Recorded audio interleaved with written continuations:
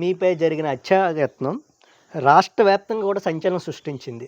3 సార్లు హత్యాయత్నం జరిగినా కూడా 3 సార్లు మీరు చాలా సేఫ్‌గా బయటపడ్డారు. దానికి మీరేం చెప్తారంటే, నేను చేస్తున్న సేవా కార్యక్రమాలు, నా ఆధ్యాత్మిక సేవా కార్యక్రమాలు నన్ను కాపాడని చెప్తున్నారు.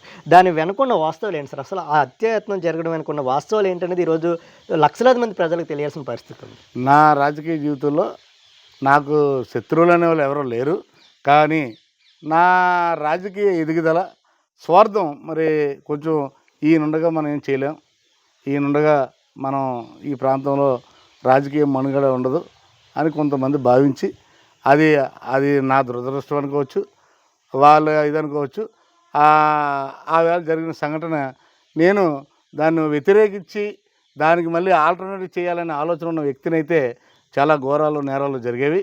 కానీ ఎవరైతే తప్పు చేశారో తప్పు చేసిన వాళ్ళు తప్పు చేసామని తెలుసుకోవాలనే ఉద్దేశంతో ఆ సమస్యను ఆ వేళతోటే అక్కడితో కట్ చేసి మళ్ళీ ప్రజా జీవితంలో నేను కొనసాగుతున్నాను. నేను ఎవరిని విమర్శించను.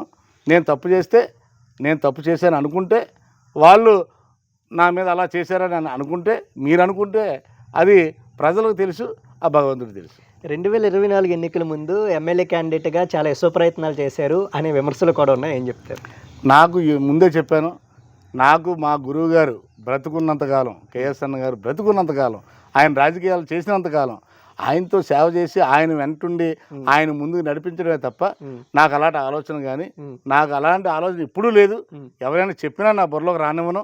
కేఎస్ఎన్ఎస్ రాజు అనే వ్యక్తి ఆయన బ్రతుకున్నంతకాలం ఆయన ఎమ్మెల్యే ఉండాలి, ఆయన వెనకాల శిష్యుడిగా నేను ఉండాలి, ఆయన భక్తుడిగా ఉండాలని నేను, నా ప్రజలు, నా ఫాలోవర్స్ టీడీపీలో ఉంటారు అప్పటి వరకు. ఎస్, ఆన్ రికార్డ్ అవుతుంది. ప్రాణం ఉన్నంత వరకు తెలుగుదేశం.